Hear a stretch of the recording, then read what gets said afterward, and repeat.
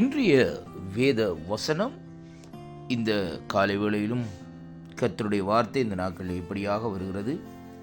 சங்கீதம் 17வது அதிகாரம் 8வது வசனத்தை நாங்கள் வாசிக்க கேட்போமா இருந்தால், கர்த்தருடைய வார்த்தை சொல்லுகிறது, கண்மணியைப் போல் என்னை காத்தருளும் என்று இந்த இடத்திலே இந்த வார்த்தை சொல்லுகிறதை பார்க்கிறோம். இந்த சங்கீதம் 17வது அதிகாரத்திலே நாங்கள் பார்க்கிற வேளையிலே தாவீதினுடைய விண்ணப்பம் என்று சொல்லி அந்த வார்த்தை தொடங்குகிறதை பார்க்கிறோம். தாவீது தேவனிடத்திலே ஒரு விண்ணப்பத்தை வைக்கிறார். இந்த சங்கீதம் 17 அதிகாரத்திலே ஒரு ஜெபம் போல இந்த நாட்களை தாவீது செய்கிறதை பார்க்கிறோம். கர்த்தாவே, நியாயத்தை கேட்டருளும், என் கூப்பிடுதல் கவனியும், கபடமில்லாத தொடர்களிலிருந்து பிறக்கும் என் விண்ணப்பத்திற்கு செவிகடும் என்று சொல்லி அவருடைய சன்னிதானத்திலே வந்து இந்த நாட்களிலே அவர் அங்கே அவரை நோக்கி இந்த நாட்களிலே பார்க்கிறதை பார்க்கிறோம். அன்பு பிள்ளைகளே, தேவனை நோக்கி இந்த நாட்களிலே தாவீது பார்த்த வேளையிலும் இந்த 17வது அதிகாரத்திலே 8வது வசனத்திலே சொல்லுகிறார், ஆண்டவரே, என்ன காரியங்கள் நடந்தாலும் என்ன நீர் கண்மணியைப் போல் காத்தருளும் என்று சொல்லி இந்த நாட்களிலே சொல்லுகிறதை பார்க்கிறோம். அருமையான கர்த்தருடைய பிள்ளைகளே, ஏன் கண்மணியைப் போல் காக்க வேண்டும் என்று சொல்லி இந்த நாட்களிலே சொல்லுகிறார் என்றால், வேதம் சொல்லுகிறது,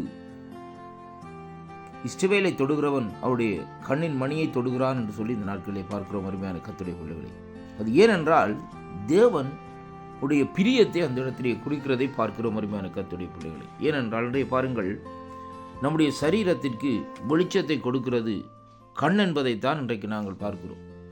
அந்த கண்ணினுடைய மணியிலே இருந்து வருகிற அந்த வெளிச்சம்தான் முன்னுக்கு நாங்கள் பார்க்கிற பொருள்களை பெரிதாகவும் சிறிதாகவும் இந்த நாட்களில் அங்கே காண்பித்துக் கொள்ளுகிறது. அது கண்ணுக்கு ஏதாவது ஒரு தாக்கத்தை அந்த வெளிச்சம் கொடுக்குமா இருந்தால், வெளியிலே இருந்து வருகிற வெளிச்சங்கள் கொடுக்குமா இருந்தால், உடனே கண் நம்மை அறியாமலே அங்கே மடல்களினாலே மூடிக்கொள்ளுகிறதை பார்க்கிறோம்.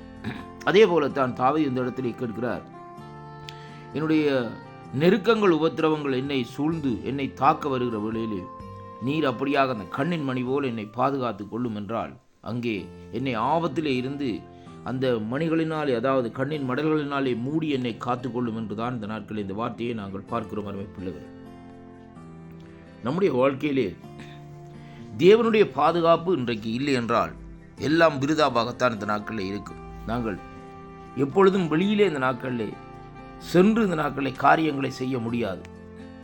ஏனென்றால் அருமை பிள்ளைகளே, இந்த நாட்களை பாருங்கள், இன்றைக்கு நாங்கள் வீட்டிலே படுக்கிற வேளையிலே இருந்தாலும் சரி, காலையிலே எழுந்து கொள்கிறதா இருந்தாலும் சரி, அதே வேளையிலே வீட்டை வாசலாலே தாண்டி போகிற வேளையில் இருந்தாலும் சரி, கர்த்தருடைய சமூகம், கர்த்தருடைய பாதுகாப்பு இருக்க வேண்டும் என்பதைத்தான் இந்த நாட்களை இந்த இடத்திலே பார்க்கிறோம்.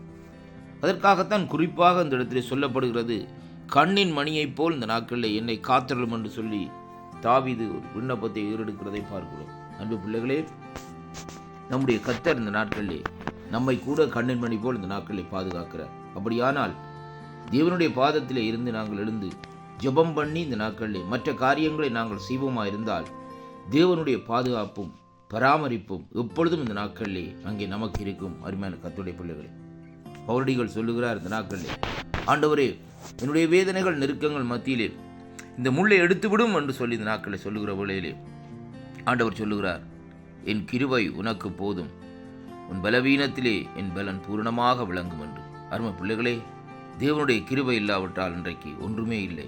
அதனாலே இந்த நாட்களிலே காலையிலே எழும்பி அவருடைய கிருபையிலே இந்த நாட்களிலே நாங்கள் பெருகிக் கொள்ளுவோமா?